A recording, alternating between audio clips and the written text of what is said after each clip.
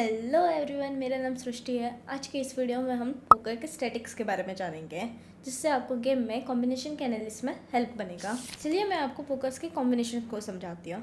इसको समझना ज़्यादा टफ तो नहीं है, लेकिन बिगिनर्स के लिए थोड़ा सा टफ हो सकता है, लेकिन मैं ट्राई करूँगी कि आपको सिंपल से सिंपल तरीके में समझा सकूँ। अपना फर्स्ट कार्ड है हाई कार्ड। हाई कार्ड में जिस भी प्लेयर के पास कॉम्बिनेशन नहीं होता है और फिर दूसरे प्लेयर के पास हाई रैंक वाला कार्ड होता है, वो जीत जाता है। Example S. सेकेंड है अपना वन पेयर। इसमें एक ही रैंक के दो कार्ड होते हैं, for example two jack and two queens. Third है अपना टू पेयर्स।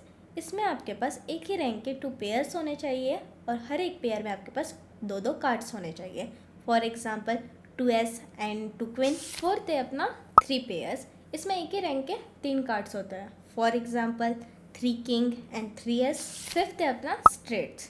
इसमें आपके पास एक ही ऑर्डर के 5 कार्ड्स होते हैं but at different suits. Sixth है अपना फ्लश। इसमें आपके पास एक ही सूट्स के 5 कार्ड्स होने चाहिए। सेवेंथ है फुल हाउस। इसमें आपके पास 3 कार्ड्स होते हैं, वो भी एक रैंक के, और दो अलग कार्ड्स होने चाहिए, वो भी एक ही रैंक के, for example 3s and 2 king. 8 है स्क्वायर। इसमें आपके पास एक ही रैंक के 4 कार्ड्स होने चाहिए, फॉर एग्जाम्पल 4s। 9th है स्ट्रेट फ्लश। इसमें आपके पास एक ही ऑर्डर के 5 कार्ड होने चाहिए, लेकिन सेम सूट के। And the last one royal flush. इसमें आपके पास सेम सूट के स्ट्रॉन्ग कॉम्बिनेशन होने चाहिए, for example 10 king queen jack and ace. Bankroll management ये गेम का one of the most important stage है। ये एक ऐसी स्ट्रेटेजी है जहाँ प्लेयर्स के पैसे बचाने के लिए और रिस्क को कम करने के लिए हेल्प किया जाता है। तो चलिए गाइज, यहाँ पर मैं आपको कुछ बेसिक से प्रिंसिपल समझाती हूँ बैंकरोल मैनेजमेंट के। फर्स्ट नंबर पर आता है अपना बैंकरोल साइज। इसमें आपको पॉसिबल लॉस को रिकवर करने के लिए आपके पास यहाँ पर सफिशिएंट फंड्स का होना जरूरी होता है। सेकेंड है लिमिट्स। यदि आपका बैंकरोल इन लिमिट से छोटा है तो मैं आपको यही सजेस्ट करूँगी कि आप ज़्यादा पैसे इन्वेस्ट करके गेम ना खेलें। थर्ड है इमोशन कंट्रोल। डिसिप्लिन मेंटेन करके रखिए। लॉस होने के बाद उस लॉस को कवर करने के लिए बड़े अमाउंट लगाने से बचें। एंड लास्ट है ग्रेजुअल ग्रोथ। जैसे जैसे आपका बैंक रोल बढ़ता है, आप अपने लिमिट से ऊपर बेट कर सकते हो, लेकिन ध्यान रखिए आपके पास एक्सपीरियंस ज़रूर से होना चाहिए। चलिए गाइस, मैं यहाँ पर आपको कुछ बेसिक से पोकर्स के स्ट्रेटेजीज के बारे में बताती हूँ। अपना फर्स्ट है एग्रेसिव स्टाइल। ये one of the best style माना जाता है। इसमें जो प्लेयर होता है ना, वो एकदम एग्रेसिव होकर खेलना चालू कर देता है एंड ये अपने अपोनेंट को जो होता है ना, बिल्कुल भी कंफर्ट फील नहीं होने देता है। पोकर में एग्रेसिव का मतलब ये नहीं होता है कि आपको हर बार खेलने की ज़रूरत है।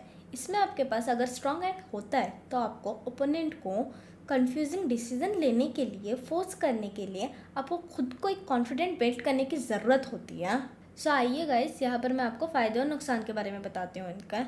पहला फ़ायदा अपना ये है कि अगर आपके विरोधी को पता चल जाता है कि आपके पास एक स्ट्रॉन्ग हैंड है, तो वो अपने हैंड को फोल्ड भी कर सकता है। और दूसरा ये है कि आप अपने अपोनेंट को एक स्ट्रॉन्ग वेट लगाने के लिए मजबूर कर दीजिए, जिससे आप ज़्यादा चिप्स अर्न कर सकते हो। और इसके नुकसान यह है कि अगर आपका कोई भी दाव गलत साबित होता है तो आप बहुत सारे चिप्स को खो भी सकते हो। एग्रेसिव स्टाइल 2 टाइप्स की होती है। फर्स्ट है tight aggressive style and second है लूज एग्रेसिव स्टाइल। चलिए गाइस, पहले हम जानते हैं टाइट एग्रेसिव स्टाइल। जब आप एक अच्छी कॉम्बिनेशन का वेट करते हो और जब आपको वो दिखाई देने लग जाते हैं, तो आप कॉन्फिडेंस के साथ खेल सकते हो। ये बिगिनर्स के लिए काफ़ी अच्छा माना जाता है। गाइस, हर स्ट्रेटेजी के कुछ फ़ायदे और नुकसान ज़रूर होते हैं। चलिए मैं आपको पहले फ़ायदे बताती हूँ। पहला, इसमें रिस्क काफ़ी कम होता है क्योंकि आप हर बार पार्टिसिपेट नहीं करते हो। सेकेंड, इसमें आपके पास स्ट्रॉन्ग हैंड होने की वजह से आप हर बार एक सक्सेसफुल वेट कर सकते हो। आइए गाइस, यहाँ पर मैं आपको कुछ नुकसान बताती हूँ।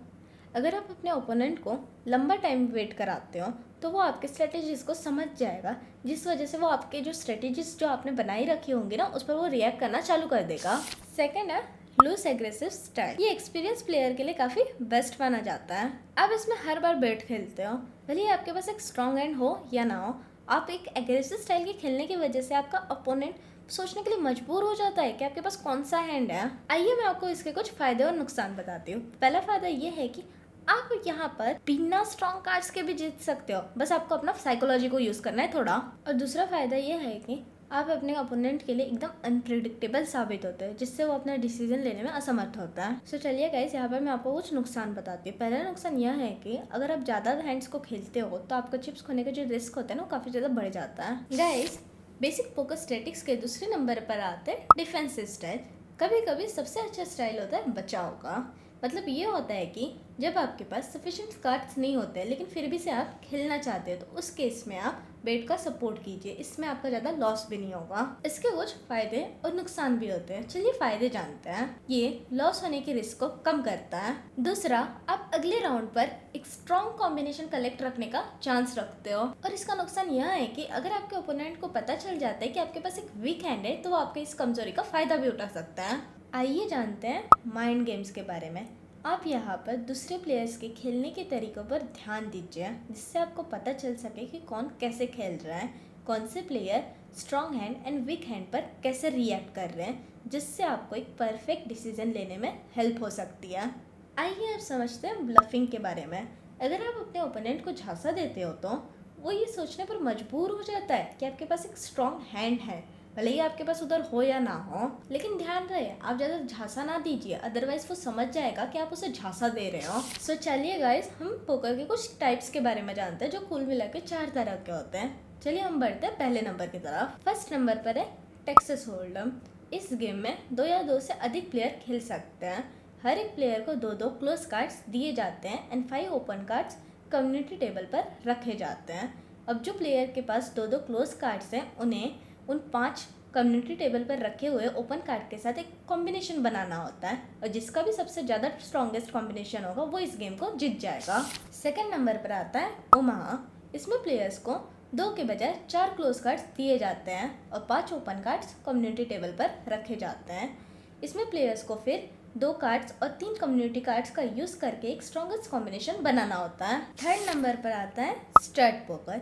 इसमें प्लेयर्स को काफ़ी सारे कार्ड्स दिए जाते हैं, कुछ क्लोज कार्ड्स होते हैं, कुछ ओपन कार्ड्स होते हैं। इसमें ज़्यादातर आपको 5 या 7 कार्ड से खेलना होता है। इसमें भी आपको 5 ओपन कम्युनिटी कार्ड्स के साथ एक अच्छा कॉम्बिनेशन बनाना होता है। और हाँ, याद रखिएगा, अपने ओपोनेंट पर नज़र रखिएगा ताकि आप उसके झांसे में ना आ सकें। फोर्थ नंबर पर आता है ड्रॉ पोकर।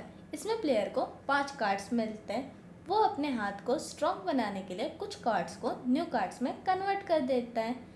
एक या अधिक कन्वर्जन के बाद आपको 5 कार्ड्स का एक अच्छा कॉम्बिनेशन कलेक्ट करना होता है। पोकर सिर्फ किस्मत का खेल नहीं है। यहाँ पर आपको जीतने के लिए कॉम्बिनेशन और स्ट्रेटेजीज को अच्छे से समझना पड़ेगा।